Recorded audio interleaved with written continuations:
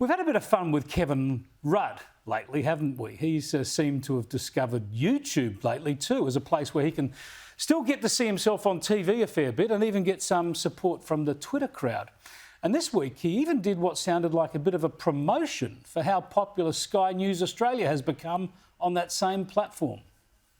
In the last week, Sky News' YouTube channel passed 1 billion views.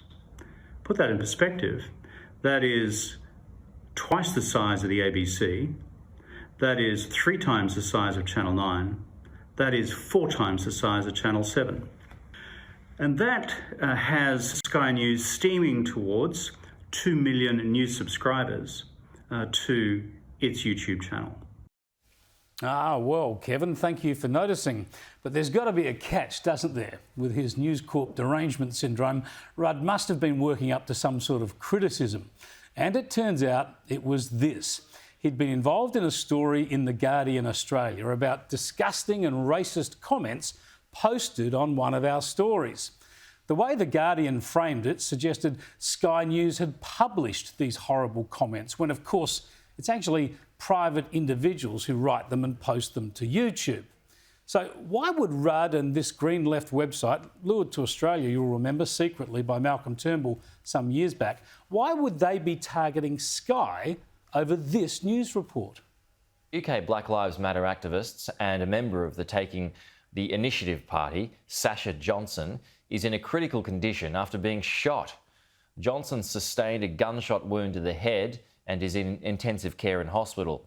It follows numerous death threats made towards the mother of 2 who became well known after last year's Black Lives Matter protests. Taking the Initiative Party released a statement on Instagram saying, "It is with great sadness that we inform you that our own Sasha Johnson has been brutally attacked and sustained a gunshot wound to her head. Sasha has always been actively fighting for black people and the injustices that surround the black community." Even Kevin Rudd admitted this was straight up reporting.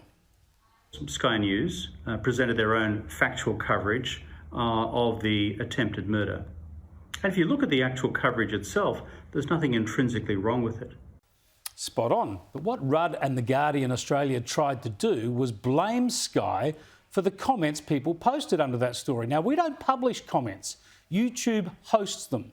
But Rudd wants to use this stuff as something to fuel his bitter resentment towards News Corp. But here's the crisis, and here's the tragedy.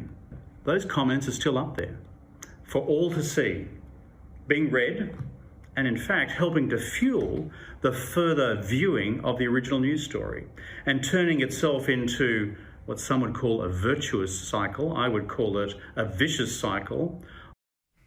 Now, there are a couple of problems with this sort of deceptive and ugly attack. First, 3/4 of the comments on that story were not from subscribers to Sky News Australia. So the smear of this station and its viewers is desperate and erroneous. And second, when you spend just a few minutes checking out Kevin Rudd's YouTube channel and the Guardian Australia's YouTube channel, guess what? You'll immediately find a wide range of hateful, homophobic and otherwise offensive comments. We don't blame Rudd or the Guardian for those ugly words posted on their stories, although we urge them to delete them as quickly as possible too. But using the hateful rants of people who should not be amplified to try to damage your perceived commercial or political enemies, well, I think that's almost as low as the hate speech itself. Gemma, this is a real problem, the sort of filth we get on social media. But for Rudd and the Guardian to try and hit us with that, to me, is just so low. It's low, it's juvenile, it's desperate, it's all of the things that you would expect people of their standing and their experience to rise above, to simply target the speech itself, to delete it. I mean, you and I know what social media is like. It is a sewer. I'm on the receiving end of my fair share of fun stuff. I just block and delete. I don't blame someone else for it. I block it, delete it, because the people posting that kind of stuff are typically unhinged.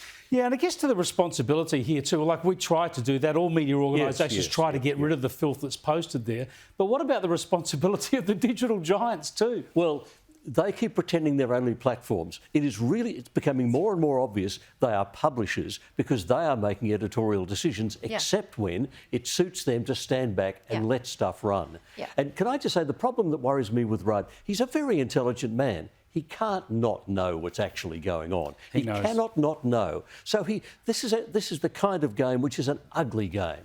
All right, yeah, of course, this will be posted on YouTube as well, Yes. Bill and Gemma. So please don't post any hate towards Kevin Rudd or us. Just a nice, pithy comments. This is a big issue, actually, isn't it, Gemma? Yeah. This is a big issue for the digital giants, for all media, but in the end, the personal responsibility of the morons putting it up there. There's that. And I think, like I said before, I think a lot of the people who are posting this sort of thing can't be described as particularly stable, because if you look at the content of it, it is so utterly vile and hateful that a person, you know, a normal person walking down the street wouldn't even consider to speak to someone in that Yes, kind of language and to that's post in right, that kind of yeah. language. But to your point, Kel, about the responsibility of the big tech, they need to be held to account.